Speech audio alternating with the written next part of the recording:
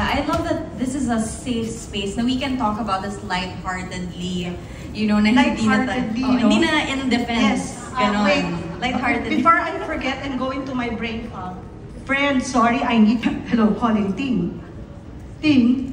Wala, okay, tama, brain fog na siya. So I have this friend. Let's talk about it with humor, diba? Brain fog.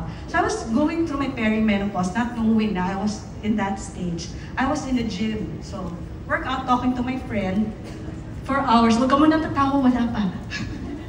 So, I was preparing to leave. So, talking. Oh my God, friend, I can't find my phone. Diba? But the funny thing is, my friend goes, gusto mo pa rin ko?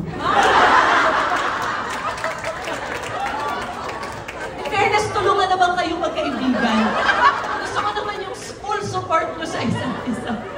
So I just laughed about it. Years later, it's when we realized, di ba, na parang, perimenopause na pala tayo.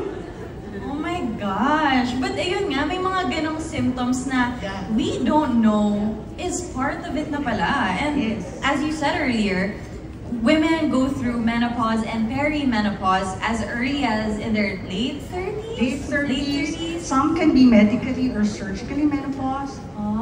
And ayun, so you mentioned one symptom, which is brain fog.